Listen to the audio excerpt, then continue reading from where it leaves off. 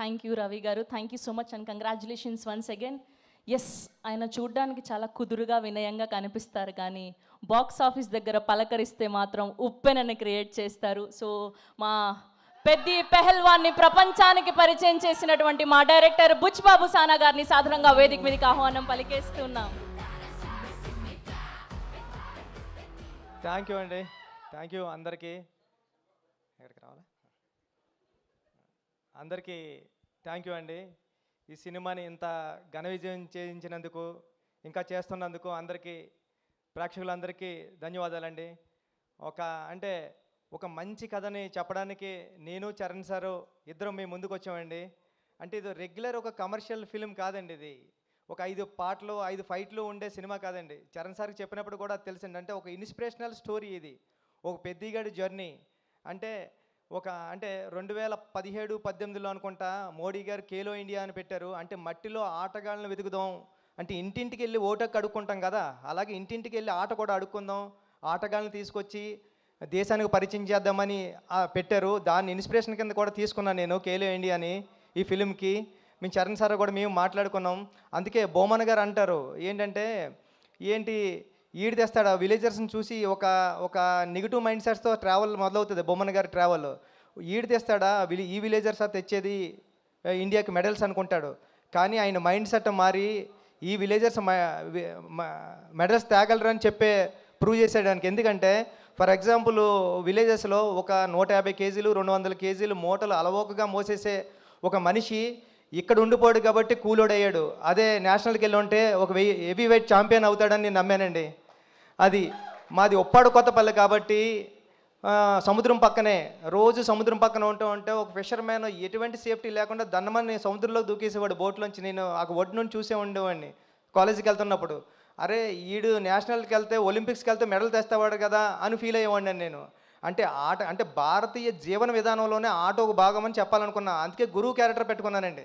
అందుకే హీరో మూట మోసి గిరేస్తే అది కుస్తీ బాంగిడి పొట్టని, వాటర్ మోస్తే ఇంకొకటని, ఇలా ప్రతి ఆటలోని అంటే భారతీయ జీవన విధానంలోనే ఆట ఉందని చెప్పాలనుకుని చాలా ప్రయత్నం చేసామన్నమాట అండి. ఈ కథ అంటే అలవోకగా ఏదో నార్మల్గా చెప్పేయచ్చండి. కమర్షియల్ ఫిల్మ్ చేసేయచ్చు. కానీ ఒక స్పోర్ట్స్ జోనర్లో అంటే ఇంకా చాలా విషయాలు, అంటే ఒక మనిషికి ఒక వ్యవస్థకి గుర్తింపు ఎంత ఇంపార్టెంటో చెప్పాలనుకున్నామండి ఈ కథలో.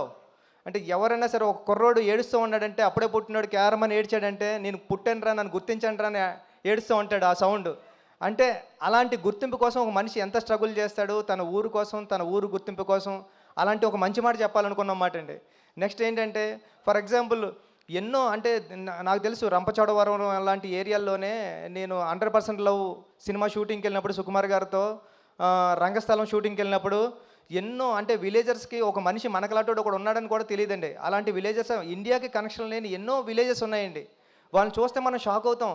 అంటే ఇప్పుడు వరకు వచ్చి ఎప్పుడు సిటీలోకి రాలేదా, మనకి ఇలాంటి డ్రెస్ ఉంటుందని తెలీదా, మనకు సెల్ ఫోన్ ఉంటుందని తెలీదా అని మనం ఆశ్చర్యపోతాం. అలాంటి మనుషులకి ఇండియాకి ఒక కనెక్షన్ ఉండాలా, ఒక ట్రాన్స్పోర్టేషన్ ఉండాలా, వాళ్ళందరినీ కూడా మన ఇండియన్స్ అనుకోవాలని మన భుజమే చేస్తే ఇది మన బ్రదరేనా అనుకుంటాడు.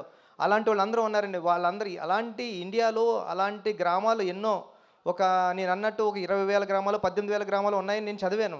అలాంటి వాళ్ళందరికీ ఒక కనెక్షన్ కావాలా, వాళ్ళందరినీ ఇండియాలో కలపాలని ఒక మంచి మాట చెప్పాలని ప్రయత్నం చేసామాట అండి ఈ సినిమాలోనే. ఇలాంటి ప్రయత్నానికి రామ్ చరణ్ గారు ముందు నిలబడి తీసుకెళ్లారు. చరణ్ సార్ మిమ్మల్ని నేను ఎప్పటికీ మర్చిపోలేను. ఇది ఆషామాషి కథ కాదు, అది నేను ఎలా నమ్మానో మీరు అలా నమ్మారు. దానికి రిజల్ట్ నిన్న ఈ 4 డేస్ నుంచి వస్తున్న అప్లాజ్ అండి. నా మొబైల్కి నా సోషల్ మీడియా అకౌంట్స్కి మెసేజ్లు ఎలా వస్తున్నాయంటే 1 లైన్ రాసి వదిలేస్తలేదండి. చాలా మంచి సినిమా తీశారు, చాలా మంచి సినిమా. దాంట్లో ఫస్ట్ లైన్లో పెట్టేది రామ్ చరణ్ గారినండి. చాలా అంటే ఇలాంటి పెర్ఫార్మెన్స్ ఎప్పుడు చూడలేదని చరణ్ సార్ని పొగుడుతూ ఉంటే చాలా హ్యాపీ ఉంది. దాంతోపాటు మంచి కథ తీసావు, మంచి కథ చెప్పావు, నన్ను పొగుడుతుంటే ఇంకా చాలా హ్యాపీగా ఉందండి.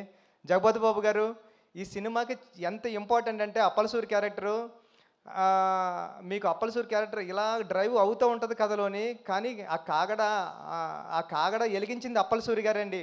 పెద్దికి ఆ క్యారెక్టర్ని ఆ వెలుగు కాగడ ఇచ్చింది అప్పలసూరే. జగపతి బాబు గారు లేకపోతే ఈ క్యారెక్టర్ నేను ఊహించుకోలేను. లాస్ట్లో కూడా అందుకే నేను ఈ స్టేషన్ వచ్చేసిన తర్వాత అప్పల వలస అని పెట్టామాట అండి స్టేషన్. ఇది అప్పలసూరి అప్పలసూరి క్యారెక్టర్కి జగపతి బాబు గారు అంత ప్రాణం పోసారండి. Thank you so much.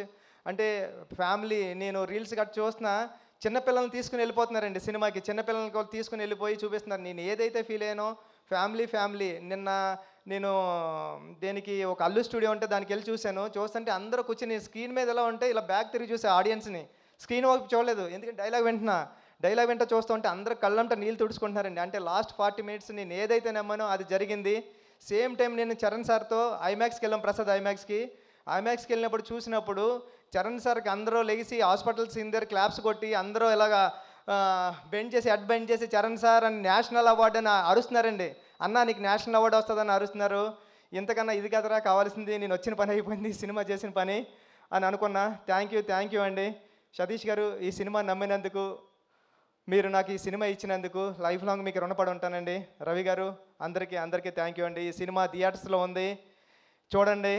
Family summer holidays enjoy చేసినట్టు ఎంజాయ్ చేయండి. అమ్మమ్మ గారి ఇంటికి వెళ్తారు కదా, ఫ్రెండ్స్ ఇంటికి వెళ్తాం కదా, అలాగే పెద్దిగాడి ఇంటికి వెళ్ళండి, చూడండి పెద్దిని. థ్యాంక్ యూ సో మచ్ అండి. థ్యాంక్ యూ బుచ్చిబాబు గారు, థ్యాంక్ యూ సో మచ్.